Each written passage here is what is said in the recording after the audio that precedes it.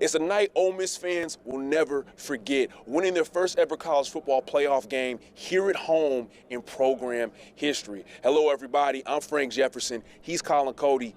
Colin, you're a Rebel alum. Yeah. You know this place. This is your home. Talk to me and the people at home. Break it down for us what this win means. Yeah, we've been talking about the build-up for this game for weeks now. The totality of this being the biggest sporting event in the history of the state of Mississippi.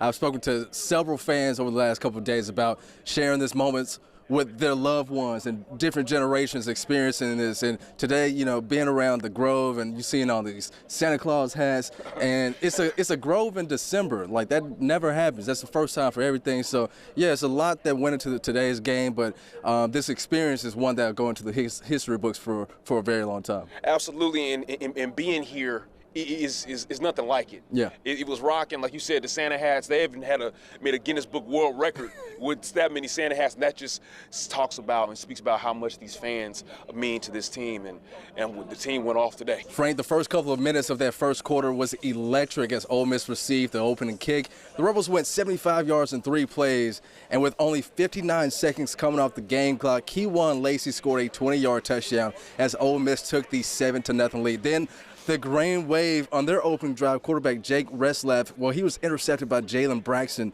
It took Ole Miss 1 minute and 20 seconds, Frank, to find the end zone for a second time on a 4-yard Trinidad Chambliss keeper. But then the rest of the half was a rock fest for both teams as Ole Miss would take a 17-3 lead at the break. And there were some interesting moments as well as both Chambliss and Lacey would leave the game due to some injuries, but nothing too serious as they would return. Picking up early in the third, Trinidad Chambliss completed a 13-yard touchdown pass to Dejon Stribling to make it 24-3. Ole Miss outscored Tulane 24-7 in the second half, and their first college football playoff game, like we mentioned, yeah, they go on to win it 41-10, almost a repeat from week 4 from earlier in the season, as Trinidad Chambliss finished 23 for 29, 284 yards, 3 total touchdowns, and the defense had 3 takeaways along with a few fourth down stops. What an unbelievable day for Pete Golding in his head coaching debut.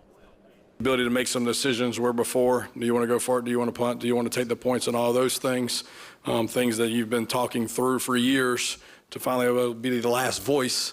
It kind of hit me some. And then just more the excitement for the players, how they responded. Some of those hugs will get you a little bit, you know. I think there's been so much work to have been done up to this point.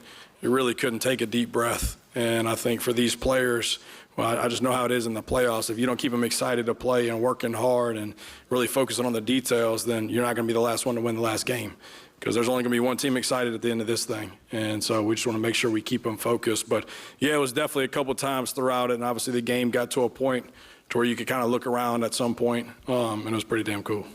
And Colin, is like you said, what a head coaching debut for Pete Golding, and one of the biggest thanks to that is Trinidad Chambliss, right? He had 318 total yards, 3 touchdowns, and this guy, he went off, and what's crazy is his perseverance, Absolutely. right? Coach said that he's tough as nails, and he is. He went down with an injury earlier in the game, still came back and had that kind of performance. I mean, what do you think about this guy? Oh, just tremendous. Obviously, it's a storybook season for Trinidad, a guy that's kind of stepped in. I think Trinidad, like you mentioned, and what Coach said, yeah, tough as nails, and he's resilient, and this team is going to go as far as he takes them. But also, an update with Kewan Lacey. Coach did say he did bruise his shoulder, and that they will be monitoring that as they get ready for a big trip in NOLA.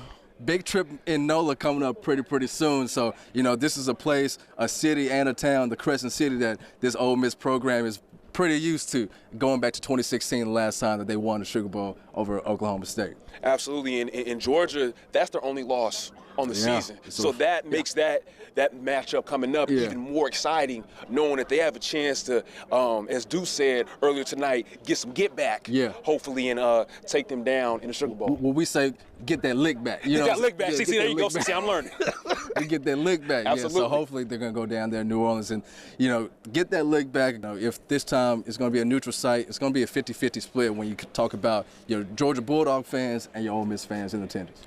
So January 1st, 7 p.m. is going down. It's going down. And, you know, there were some other things going down around the state of Mississippi, too. But on the hardwood, down in Starkville, the Memphis Tigers, Penny Hardaway and the Tigers, taking on Mississippi State Bulldogs. And the Tigers fall to 4-7 on the season as they wind down this non-conference schedule, losing to the Bulldogs 71-66 as the team was led by Curtis Gibbons III, who made his return to action with 18 points tonight, scoring 3 for 6 from the free throw line, 3 for 5 from deep, but ultimately it's not enough for the Tigers to get over the hump. Yeah, Colin, hopefully the Tigers, they can bounce back against Alabama State and finish out strong in non-conference play. Yeah. And listen, just final thoughts about tonight.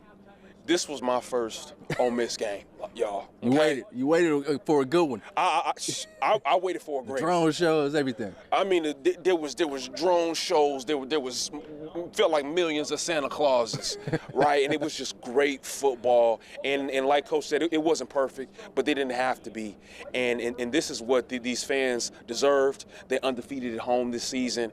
And man, I was just proud to be a part of it. Absolutely. I was happy to be in the building to see this program do something that's never been done before. And, you know, this is something I think that will continue the momentum. They came out so focused today, so I think that they're going to carry the same mentality to 2 weeks from now when they take things home in New Orleans against the Georgia Bulldogs. For your sports leader in Oxford, covering the college football playoffs and the number 6 ranked Ole Miss Rebels, I'm Cody Jefferson. Good night.